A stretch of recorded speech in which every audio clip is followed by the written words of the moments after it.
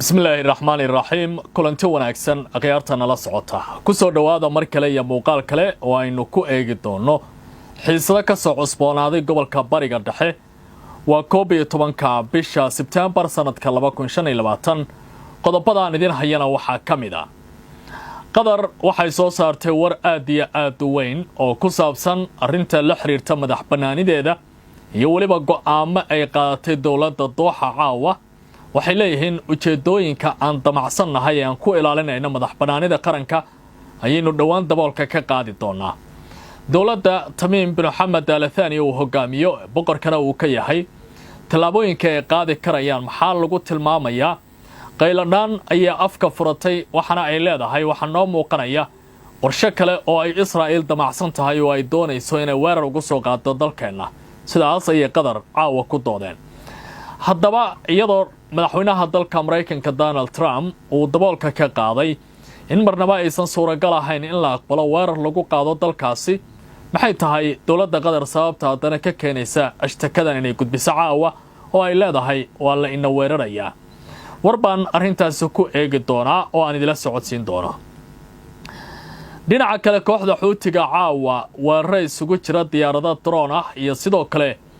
gantaalaha hypersoniga ah ayaa waxa ay ku weerarsay dhinaca Israa'iil sida uu ku dhawaaqay afhayeenka militariga ee kooxda waxa uu yiri ujeedadu waxay tahay inaan uga jawaabno weerarada istaba jooga ahaa ee aanu la kulannay iyo waliba qasaarihii weerarkii xalay ka soo gaaray xuutiga dhinaca Israa'iil tay waxay muujinaysaa marka dhinaca kale laga eego in gobolka Bariga Dhexe wali uu dagaalkiisa uu xoogeysanayo meelaha la weeraro waxa kamid ah halka loo yaqaan Eilat oo ah magaalo Israa'iil ay dhiseen oo si aad u qurux badan loo diyaariyay oo dalxiiska iyo horumarka ay ka fakarayeen inay gaarsiiyaan waxa sidoo kale la weeraray garoomo iyo goobo kale oo istiraatiiji ah warbaan idinka haya arrintaas oo aan idin la wadaagi doono isla xuutiga ninka ugu sareeya ayaa hadlay waxa uu ka waramay weerarka lagu soo qaaday Yemen qaybta iyaga ay ka maamulaan iyo waliba kan lagu qaaday magaalada Dooxa ee caasimadda wadanka Qatar waxa uu leeyahay adyadka iyo gardarrada nidaamku waxay hadda u muuqataa in meel kasta uu gacmihiisa la galayo taasoo u baahan dawladaha Carabta inay wax iska yiraahdaan oo ay si degdeg ah uga jawaabaan Benjamin Netanyahu qudhiisa waxa uu goor dhaweeyta saxiixay wareegto caalamka uu si weyn uga qayliyo oo ku saabsan in la balaariyo dhismaha ama deegaameen cusub oo lagu sameeyo daanta galbeed waxa uu yiri ma aqbali doono dawlad Falastiiniyiintu ay leeyihiin oo halkaas laga hirgeliya akhyaaray soo dhawaada qodobadaas ayaan ku leedahay waxaynu ka warhelnay weerar kale oo cusub oo Israa'iil ay qorsheynayso inay ku soo qaado dhulkeena sidaas waxa sheegay wasiirka muraha dibadda Sheikh Mohammed bin Abdirrahman bin Jassim Al Thani waxa uu leeyahay qoraal uu ninkan baahiyay waxaynu helaynaa xog sirdoon oo soo gaaraysa oo ku saabsan Israa'iil mar kale inay doonayso inay weerar ku soo qaadaan deegaankeena taas oo aan suuragal ahayn in la aqbalo waxa uu yiri waxaan diyaar u nahay in aan ka hortagno weerar kasta oo noo yimaada waxaana ilaalin doonaa madax banaanideena oo gorgortan ma geli doonto telefishinka laga leeyahay Sacuudiga Al Arabiya la yiraahdo ayaa warbixin arrintaasi ka qoray waxana uu leeyahay ra'iisul wasaaraha ahna wasiirka amuraha qaarijiga ah ee dalka Qatar Sheikh Mohammed bin Abdirrahman bin Jassim Al Thani ayaa khamiista sheegay qoraal uu soo dhigay bartiisa X ee Twitter-ka hore loo oran jiray in Israa'iil ay ku howlan tahay fulinta siyaasad xun oo ceeb ku ah buu yiri fadeexad iyo in aanay lahayn wax xadidnaan sharci ah ama anshaxa waxa laga maarmaana inay qaadato mowqif ka dhan ah siyaasadeena oo arrintaasi gobolka ay ku wajahayso waxa uu yiri waxaynu helaynaa xog tilmaamaysa in ay suuragal tahay in weerar kale ay qorsheynayaan oo ay ku soo qaadaan dhinaca kale wasiirka amuraha dibadda dalkaasi bali wasiir dawlaha amuraha dibadda ee wadankaasi Sultan bin Saad bin Al-Maqiri ayaa khudbad ka jeediyay magaalada Sochi ee dalka Ruushka intii lagu guda jiray kulanka wasiirada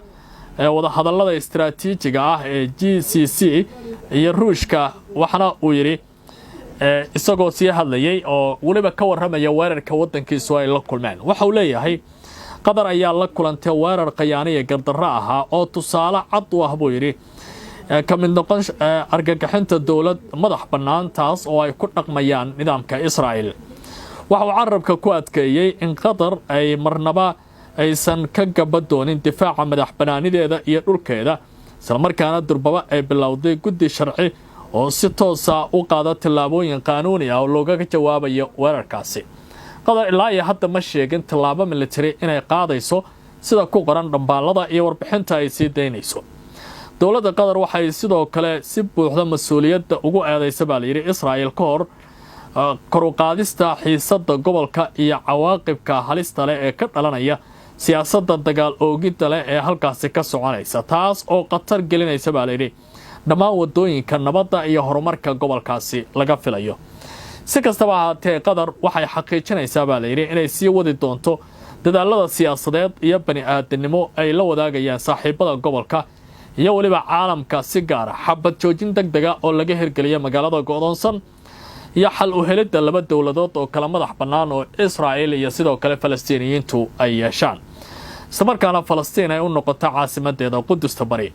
weerarka Israa'iil salaasadii ay ku qaaday magaalada Dooxa dhismaha uu deganaa Qaliil Al-Haya waxaa lagu soo warramayaa inuu ku dhintay wiilkiisa iyo madaxii maamulka xafiiskiisa iyo xubno ilaalo u ahay hal askari oo ka tirsanaa dowladda qatar, halka warar hadda soo baxayana ay tilmaamayaan in xaaskiisa ay dhaawacan tahay. sidaas waxaa tabinaya telefishinka Al-Carabiya. dowladda qatar waxay sidoo kale ku celisay inay si buuxda u difaaci doonto karaamadeeda iyo madax bannaanida ammaankeeda qaranka xilli xiisadda ay sii kululaanayso, isla markaana ay hadda taagan tahay meeshii ugu adkayd. dhinaca kale kooxda Xuutiga ayaa caawa ku dhawaaqay in ay bilaabeen duqeymo iyo weeraro kale oo cusub oo ay ka sameeyeen dhinaca Israa'iil. waxay yiraahdeen 3 diyaaradood oo nooca iswada ah iyo waliba dhowr gantaal oo nooca hypersonic ah ayay bilaabeen caawa weeraro inay ku qaadaan. waxay yiraahdeen deegaanada la weeraray waxaa ka mid ah garoonka diyaaradaha ee la yiraahdo Raamuun oo ku yaala gudaha dhulka la haysta ee Falastiin bay yiraahdeen, ayaa waliba gobolka loo yaqaan Naqab halkaas oo Israa'iil ay ku sugan tahay. waxaa sidoo kale la weeraray oo aan tallaabo ka qaadna bay leeyihiin saldhigyo ciidamada Israa'iil ay leeyihiin oo ku yaala Naqab iyo sidoo kale magaalada loo yaqaano Umu Rashrash, balse hadda loo yaqaano Ilaad, oo ah magaalo si aad u qurux badan loo sameeyo oo Israa'iil ay damacsan tahay in ay mustaqbalka ka dhigto meel madaxdu ay ku raaxaystaan. afhayeenka ciidamadu waxa uu ku dhawaaqay in howlgalkan ay qayb ka yihiin weerarada isdaba joogga ah oo ay kooxdu doonayso in ay kaga jawaabto duqeymaha iyo waliba dhibaatooyinka kala duwan ay kala kulmayeen Israa'iil. weerar lagu qaaday gudaha dhulka lagu magacaabo Yemen, gaar ahaan inta Xuutigu ay gacanta ku hayaan, ayaa 35 lagu dilay halka 100 iyo dhowr kalena lagu dhaawacay. weerar ciidamada Israa'iil ay halkaasi ka fuliyeen. labada dhinac waxay isugu jawaabayaan duqeymo kala duwan, iyadoo Israa'iil aysan ilaa iyo hadda wax xoga oo dhammaystiran aysan ka soo saarin weerarka kooxda Xuutigu ay ku dhawaaqeen in ay fulinayaan.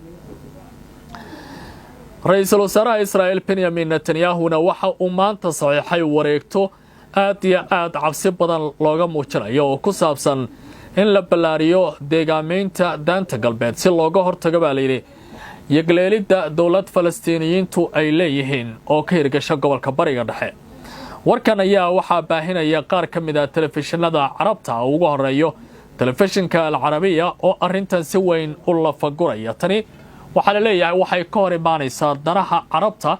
iyo ujeedooyinka la doonayo in dowlad dhammaystiran loo sameeyo Falastiiniyiinta. ra'iisul wasaaraha Israa'iil Netanyahu ayaa khamiista saxiixay heshiis lagu hormarinayo qorshaha ballaarinta deegaameynta daanta galbeed, iyadoo halkaasi loo rari doono dad fara badan oo Israa'iiliyiin ah. inkasta uu booqasho ku joogay deegaanka loo yaqaano Maale Adum ee ku yaala daanta galbeed ee la haysto, waxa uu ku dhawaaqay ma jiri doonto wax la yiraahdo dowlad Falastiini ah, ayuu hadalkiisa ku sheegay ra'iisul wasaaraha Israa'iil, iyadoo dowladaha carabta iyo qaar ka mid ah kuwa Yurub ay qorsheynayaan dhammaadka bishan shirka qaramada midoobay ee ka dhici doona New York in lagu unko ama lagu aqoonsado oo dalal fara badan ay ku soo biiraan aqoonsiga dowlad Falastiini ah. hase ahaatee Maraykanka ayaa arrintaasi diidaya. qodobka cusub ee loo yaqaano E1 ayaa la yidhi oo ah kala goynta daanta galbeed kana jaraya Qudusta Bari ayaa bishii hore la helay ogolaanshihiisii ugu dambeeyay ee nidaamka Israa'iil. dhinaca kale Xuseen al-Sheekh oo ah ku-xigeenka madaxweynaha dowladda Falastiin ee Raalman la fadhisa Maxamuud Cabbaasna oo hogaamiye ayaa ka jawaabay isagoo sheegaya hadalka ka soo baxay Israa'iil inuu yahay mid aan la aqbali karin. waxa yiri dowladda Falastiin waa iman doontaa, taasina waxay tahay xuquuq taariikhi ah oo aan ka baxsan karin inkastoo dhinacyadu isku dayaan inay tooq iyo adyad sameeyaan. haddana qabsashada waxay ku dambeynaysaa burbur iyo waliba in ay isaga baxaan halkaasi sida uu hadalka u dhigay. wuxuu intaa ku daray in howlahan cusub ay dhammaan talooyinka Israa'iil ay qaadayso ay hor istaagi karin aqoonsiga dowlad Falastiini ah sida ay ku dhawaaqayaan Israa'iil oo arrintaasi Falastiiniyiinta oo si weyn uga soo horjeeda go'aanka Israa'iil. kooxda Xuutiga ayaa si raganimo leh uga hadashay weerarkii lagu qaaday gudaha waddanka Qatar xilli qudhooda ay la kulmayaan weeraro xoog leh. hogaamiyaha kooxda oo lagu magacaabo Cabdimalik al-Xuuti ayaa ku dhawaaqay marka la fiiriyo Israa'iil tillaabooyinka ay qaadayso in aan la aqbali karin. waxayna u muuqataa buu yidhi gardarro iyo colaad lagu sii fidinayo gobolka Bariga Dhexe. dowladda Qatar in la weeraro macnaheedu maaha wax la aqbali karo, waana dambiyo dagaal buu yidhi oo u baahan intii ay goor tahay in laga fakaro oo laga hortago tillaabooyinka ay qaadayaan dhinacyada. kooxdan waxay sidoo kale tilmaameen in weerarada qudhooda ay la kulmayaan ay tahay adyad iyo gardarro kale oo weyn oo loo baahan yahay nidaamku inuu ka fiirsado. dowladaha carabta ilaa iyo hadda waxay ku kooban yihiin baaqiyo kala duwan oo ay soo saarayaan, balse waxaa la eegayaa